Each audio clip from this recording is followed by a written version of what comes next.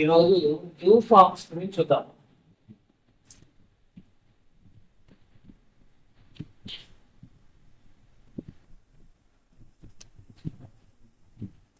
New forms అంటే idea ఉందా? New forms అంటే మనం ఆల్రెడీ న్యూ ఫార్మ్స్ లో new does dating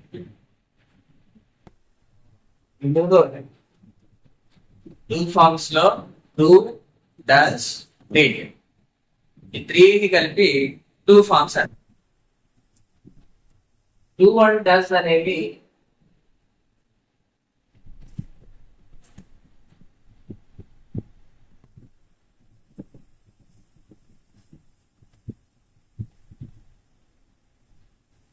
present tense indicators. అంటే డూ అండ్ డస్ అనేవి మనం ప్రజెంట్ టెన్స్ లో యూజ్ చేస్తాం. డిడ్ వచ్చేసరికి డిడ్ పాస్ట్ టెన్స్. ఫార్మ్స్ ఏమంటాం? డూ డస్ డిడ్ అనేవి డూ ఫార్మ్స్ అనే ఒక పేరు పెట్టుకున్నాం వాటికి. ఓకే, అది ఒక ఫ్యామిలీ లాగా.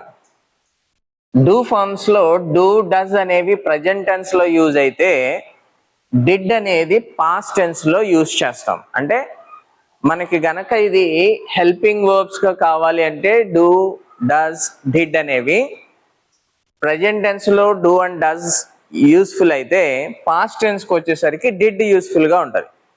ఇప్పుడు మనం నేర్చుకోబోయేది ఏంటంటే డూ ఫార్మ్స్ అనేవి ఎన్ని రకాలుగా యూజ్ చేస్తాం.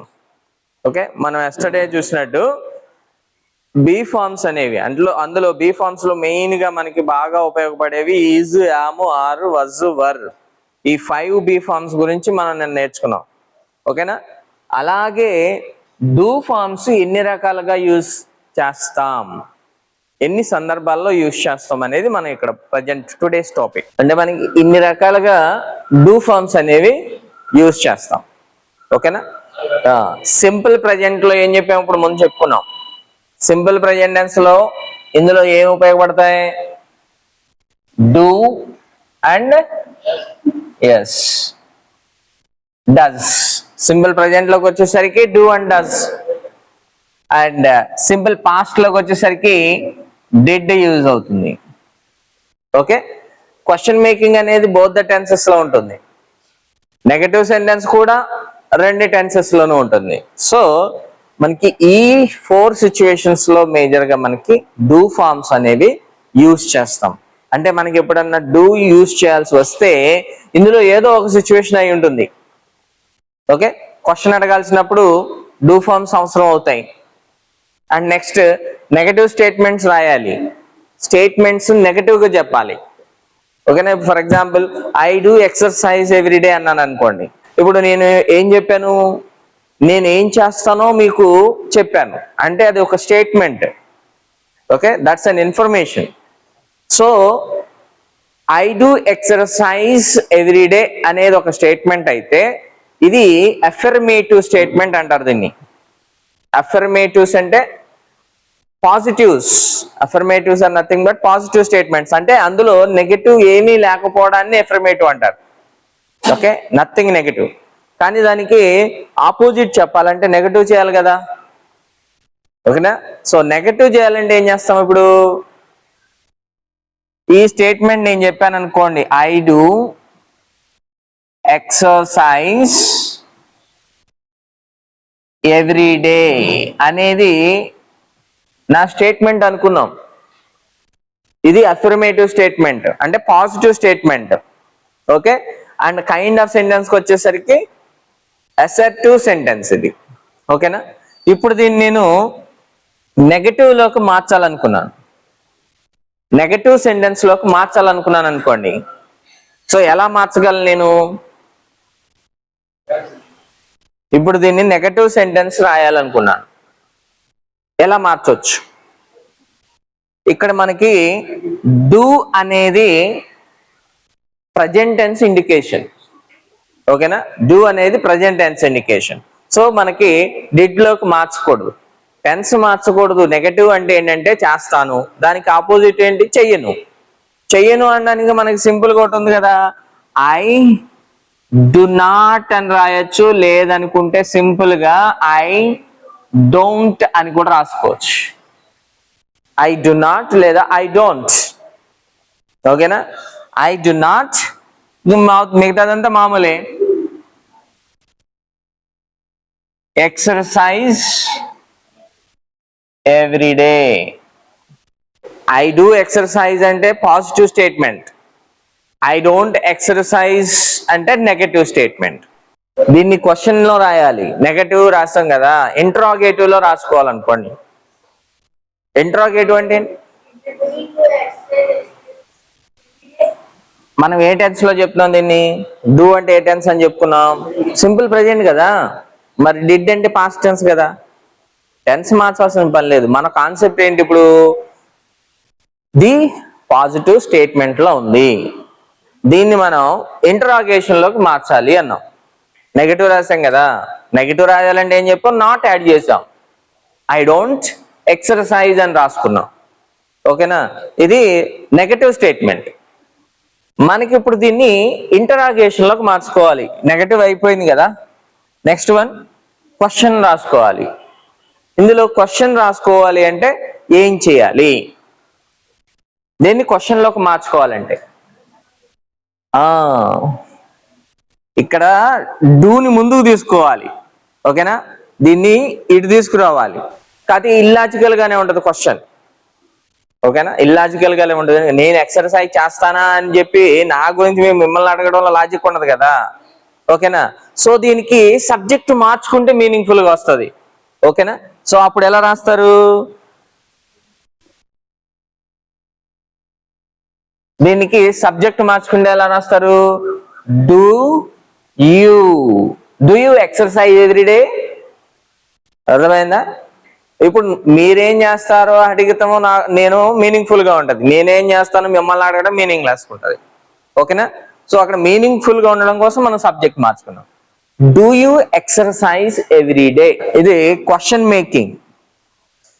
అంటే డూ కానీ డస్ కానీ డిడ్ కానీ ఇవి ఈ 4 సిచ్యువేషన్స్ లో మనం యూజ్ చేస్తాం అని చెప్పుకున్నాం.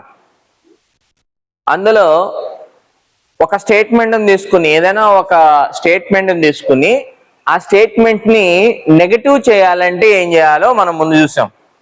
ఏం చూసాం, ఐ డూ ఎక్సర్సైజ్ ఎవ్రీడే అని చెప్పుకున్నాం. I do exercise everyday, I do exercise everyday అనేది ఒక స్టేట్మెంట్, అంటే నేను చేసే పనిని మీకు చెప్తూ ఉన్నాను. ఓకేనా, అండ్ దాన్ని నెగటివ్ గా చెప్పాలి అంటే నాట్ యాడ్ చేసుకోవాలి, just add not. Okay, so simple గా I don't exercise everyday, I don't. I do అంటే చేస్తాను, I do not or I don't అంటే చెయ్యను. ఓకేనా, అండ్ ఇప్పుడు మనకి క్వశ్చన్ కావాలనుకోండి, అంటే ఎదుటి వాళ్ళని క్వశ్చన్ చేయాలి. ఓకే, అంటే అడగాలి, మీరు చేస్తారా, ఐ డూ ఎక్సర్సైజ్ ఎవ్రీడే అన్నా, నేను చేస్తానన్నాను, మీరు చేస్తారా అని అడగాలి. సో ఎలా అడగాలి మనం, ఇక్కడే ఉంది, బోర్డు మీదే ఉంది. ఓకేనా, ఆల్ రైట్, ఇది క్వశ్చన్ మేకింగ్ అన్నమాట. అండ్ కొన్ని సబ్జెక్ట్ మార్చుకుని, ఇప్పుడు సబ్జెక్ట్స్ మార్చుకుని డూ ఎక్కడ వాడాలి, డస్ ఎక్కడ వాడాలో చూద్దాం. ఓకేనా, డూ ఎక్కడ వాడాలి, డస్ ఎక్కడ వాడాలి. ఇప్పుడు డూ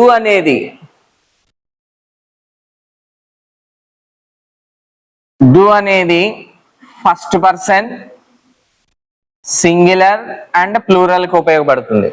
డూ అనేది first person singular cum plural కి, అండ్ సెకండ్ పర్సన్ యూ కి ఉపయోగపడుతుంది. And next third person plurals కూడా ఉపయోగపడుతుంది.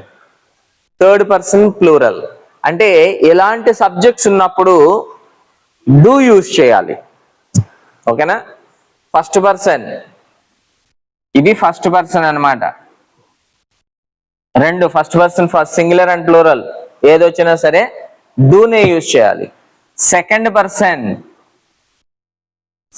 పర్సన్ లో యూ ఉంటుంది, సెకండ్ పర్సన్ యూ కూడా డూనే యూజ్ చేయాలి. అండ్ థర్డ్ పర్సన్ దే ఉంది. థర్డ్ పర్సన్ దే వచ్చినప్పుడు మనకి డూ యూజ్ చేస్తాం. అండ్ థర్డ్ పర్సన్ లో అదర్ సబ్జెక్ట్స్ ఉన్నాయి కదా, అవేంటి? He, she, it. ఇవి third person singulars. He, she, it అనేవి థర్డ్ పర్సన్ సింగులర్స్. ఈ థర్డ్ పర్సన్ సింగులర్స్ కి ఏం యూజ్ చేస్తాం? డస్ యూజ్ చేస్తాం. ఓకే, ఈ అన్ని సబ్జెక్ట్స్ కి డూ యూజ్ చేస్తే ఈ 3 సబ్జెక్ట్స్ ఉన్నాయి చూసారా, హీ, షీ, ఇట్, వీటికి డస్ యూజ్ చేస్తాం అన్నమాట. ఇప్పుడు మనకి ప్రొనౌన్స్ ఉంటే ఇలా డిఫరెన్స్ చేస్తామని చెప్పాము. ఒకవేళ నేమ్స్ ఉంటే, in case we have names instead of pronouns, yesterday లాగా మనకి ఒక పేరు తీసుకోండి, రాము అన్నాం, లేదా రాజు అన్నాం, లేదా రహీం అన్నాం. ఎవరో ఒక పేరు ఉంది, ప్రొనౌన్. ఈ ప్రొనౌన్స్ ఏమీ లేవు, ఒక నేమ్ ఉంది. ఈ నేమ్ బదులు తర్వాత రాము ఎక్సర్సైజ్ చేస్తాడు అనాలి. రాము ఎక్సర్సైజ్, రోజు ఎక్సర్సైజ్ చేస్తాడు అనాలి. సో దాని సెంటెన్స్ ని ఎలా చెప్పొచ్చు? రాము డస్. రాము డస్ అని రాయాలి. ఓకేనా? ఇక్కడ ఐ అనేసరికి డూ అయిపోయింది, ఐ డూ అన్నాం. కానీ రాము అనే థర్డ్ పర్సన్ సింగులర్ నౌన్ వచ్చేసరికి డూ ఆడకూడదు, డస్ చేయాలి దాన్ని. Okay, Ramu does exercise every day. Ramu does exercise every day అనాలి. సో డూ కి డస్ కి డిఫరెన్స్ ఇది ప్రెజెంట్ టెన్స్ లో వాడినప్పుడు. అయితే డిడ్ సంగతి ఏంటండి అంటే, పాస్ట్ టెన్స్ లోకి వెళ్ళినప్పుడు ఏ సబ్జెక్ట్ ఉన్నా సరే, any subject in the past tense, did is the only option. ఇప్పుడు మీకు కొన్ని సెంటెన్సెస్ ఇస్తాను, ఆ సెంటెన్సెస్ ఒకవేళ ఇస్తాను, ఇంకొక వేళ మార్చమని అడుగుతా. నేను బోర్డు మీద కొన్ని సెంటెన్సెస్ రాస్తాను, ఆ సెంటెన్సెస్ ఇందులో నుంచి ఇందులోకి మార్చమని అడుగుతా. సింపుల్ ప్రజెంట్ లో నుంచి సింపుల్ పాస్ట్ లోకి మార్చమని అడుగుతా. ప్రజెంట్ పాస్ట్ లో నుంచి సింపుల్ ప్రజెంట్ లోకి మార్చమని అడుగుతా. అండ్ సింపుల్ ప్రజెంట్ లో అయినా సింపుల్ పాస్ట్ లో ఉన్న స్టేట్మెంట్ అయితే క్వశ్చన్ లోకి మార్చమని అడుగుతా. లేదనుకుంటే అందులో నుంచి నెగటివ్ సెంటెన్స్ రాయమని అడుగుతా. ఓకేనా? ఏది రాయమంటే అది మీరు రాయగలిగేలా ఉండాలి. ఈ 4 సెంటెన్సెస్ లోనూ మీకు డూ డస్ అనేవి కనిపిస్తా ఉన్నాయి. I do my homework every day. పిల్లలు, మీరు హోంవర్క్స్ ఎవ్రీడే చేస్తారా? చేయరు కదా. సో నేను రోజు హోంవర్క్ చేయను అని చెప్పండి.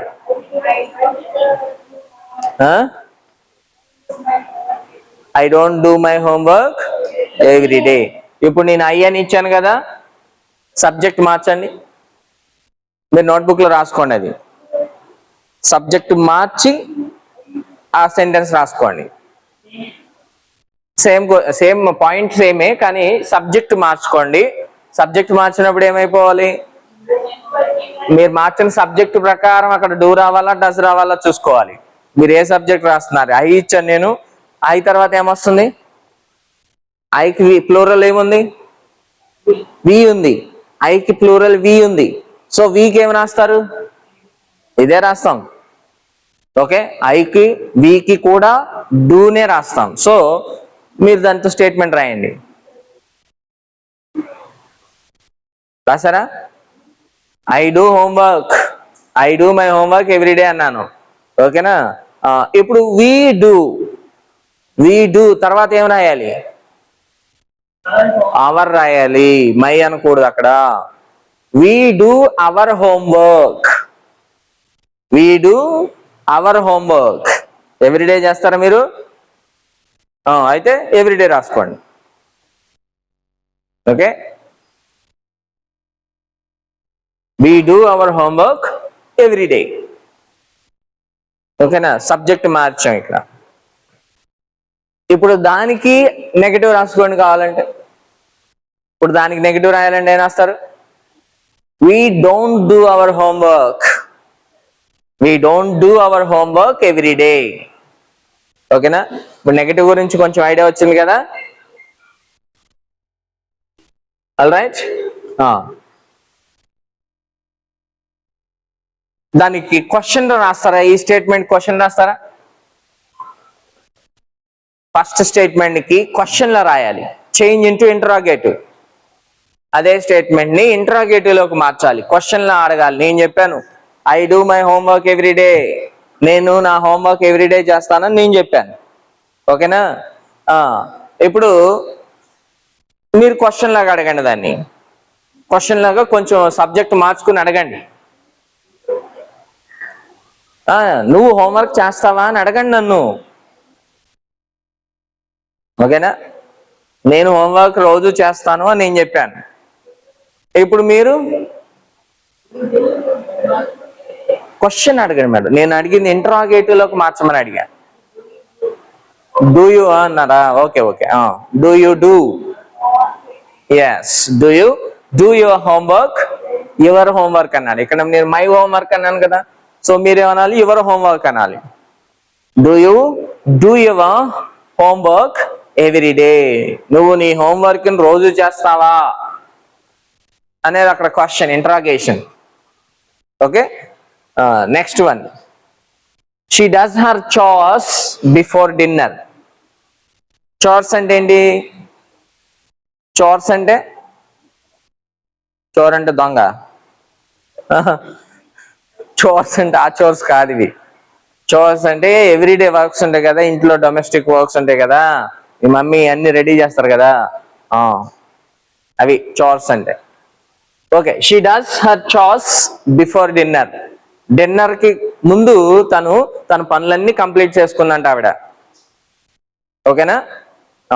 ఇక్కడ ఐ ఉన్నప్పుడు డూ ఉంది, కానీ ఇప్పుడు మనకి షీ అనే సబ్జెక్ట్ రాసిన తర్వాత డస్ వచ్చింది. ఎందుకని? మనం మాట్లాడుకున్నాం ఇప్పుడే, just before some time we discussed that. Reason is why only does here. ఇక్కడ డస్ ఎందుకు రాసాం? Third person singular. షీ అనేది థర్డ్ పర్సన్ సింగులర్. ఓకేనా? అందుకనే ఇది సింపుల్ ప్రెజెంట్ టెన్స్ కనుక డస్ రాయాల్సి వచ్చింది. All right. ఇప్పుడు ఇది ఏ స్టేట్మెంట్? ఇది సారీ, ఎలాంటి సెంటెన్స్ అది? స్టేట్మెంట్. స్టేట్మెంట్ అది. ఓకేనా? Assertive statement, positive sentence. ఇప్పుడు దీన్ని నెగటివ్ లోకి మార్చండి. Negative, change into negative. Not add చేయడమే. She doesn't or she does not. She does not she does not do her chores before. Okay, అక్కడ మనకి ఒక వర్బ్ కావాలి కాబట్టి నెగటివ్ సెంటెన్స్ తర్వాత డూ యాడ్ చేస్తాం. she doesn't do her chores before dinner. Okay, దీన్ని question లాగా మార్చుకోండి. రాసుకున్నారు కదా, అది నెగటివ్ది. she does not do her chores before dinner. Negative.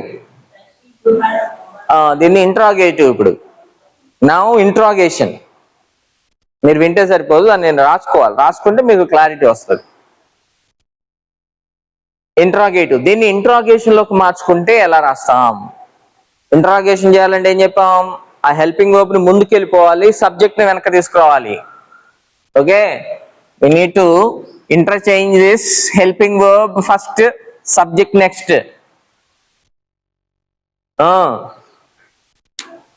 చెప్పాలి, కరెక్టే చెప్పు. కంప్లీట్ అని పెట్టుకున్నావా? ఓకే. డస్ షీ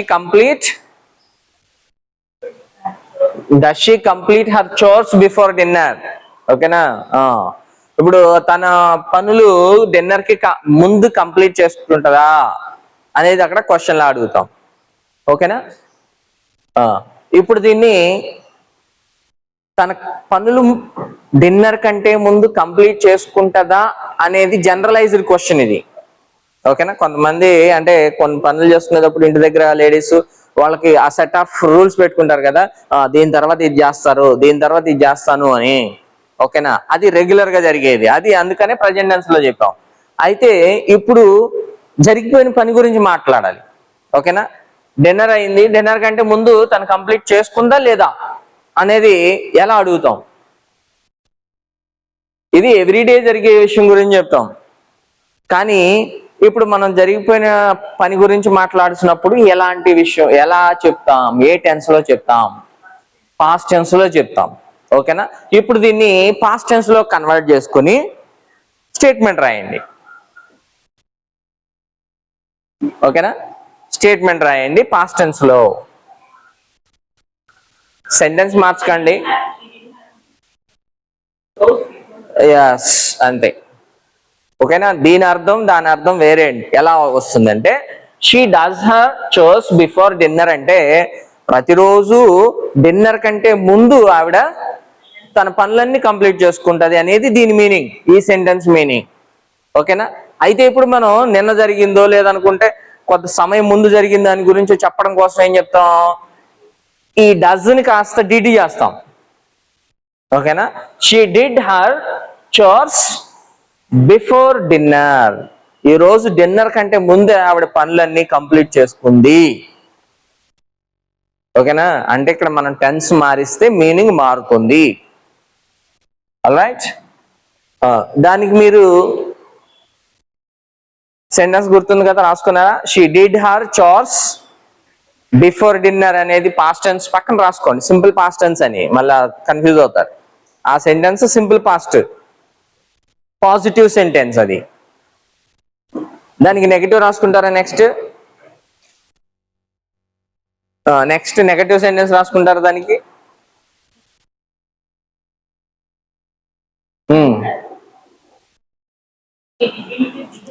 మనం అప్పుడు అలా రాయకూడదు. ఇప్పుడు మనం ఎప్పుడైతే నెగటివ్ రాస్తున్నామో ఈ డస్ గానీ డూ గానీ హెల్పింగ్ వర్బ్ అయిపోతాయి అప్పుడు.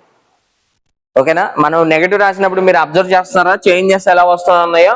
For example she does her homework అన్నాడు, లేదనుకుంటే షీ డిడ్ హర్ చోర్స్ అన్నాం. She did her chores before dinner.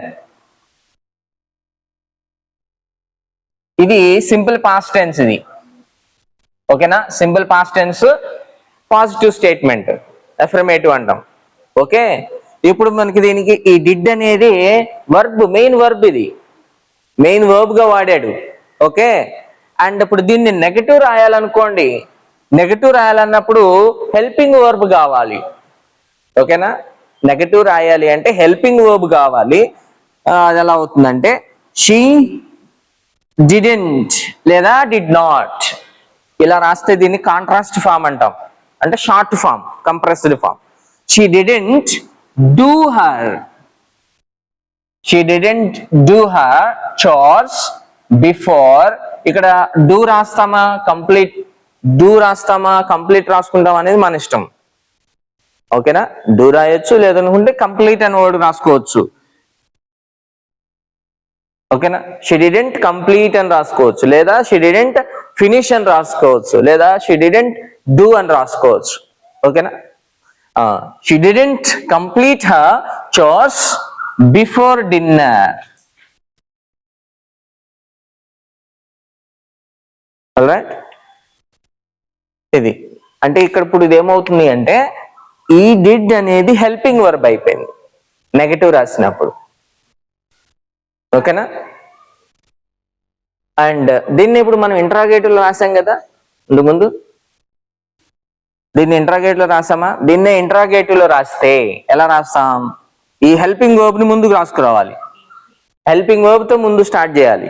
Okay, did she, మనం కంప్లీట్ అని రాసుకోవచ్చు, డూ అని రాసుకోవచ్చు, లేదా ఫినిష్ అని రాసుకోవచ్చు. కంప్లీట్ అని రాసుకోండి, డిడ్ షీ కంప్లీట్, లేదనుకుంటే డిడ్ షీ డూ. ఓకేనా?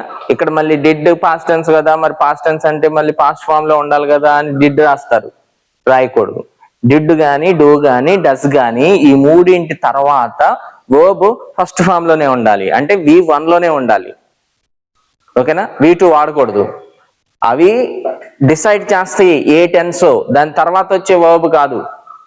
Okay, did she complete her chores before dinner. Okay,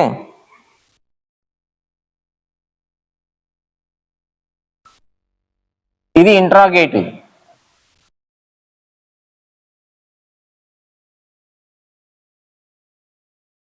ఓకేనా? ఇది interrogative. Did she complete her chores before dinner అనేది ఇంట్రాగేటివ్. అంటే మనం ఏ స్టేట్మెంట్ తీసుకున్న దాన్ని నెగటివ్ లో మార్చుకోవచ్చు, టెన్స్ మార్చుకోవచ్చు, అండ్ నెక్స్ట్ క్వశ్చన్ లో రాసుకోవచ్చు. ఓకే, దాన్ని అన్ని విధాలుగా మార్చుకోవచ్చు. కాదు ఏంటంటే కొన్నిసార్లు చేంజెస్ మనకు అవసరమైన విధంగా మీనింగ్ఫుల్ గా చేంజెస్ చేసుకోవాలి. ఓకే, అండ్ మీరు డూ కానీ డస్ కానీ డిడ్ కానీ ఇవి వాడేటప్పుడు ఏం చేయాలంటే వాటి తర్వాత ఎప్పుడు కూడా ఫస్ట్ ఫార్మ్ ఆఫ్ ద వర్బే యూజ్ చేయాలి. Okay, first form of the verb మాత్రమే యూజ్ చేయాల్సి ఉంటది. Okay, any other form of the verb is wrong. Okay, మనం ఇక్కడ ఎక్కువగా షీ డిడ్ నాట్ వెంట్ అంటారు. మిస్టేక్ ఏంటంటే she did not went there అంటారు. ఎక్కడ డిడ్ వెంట్ కలిసి రావు. She did not go there.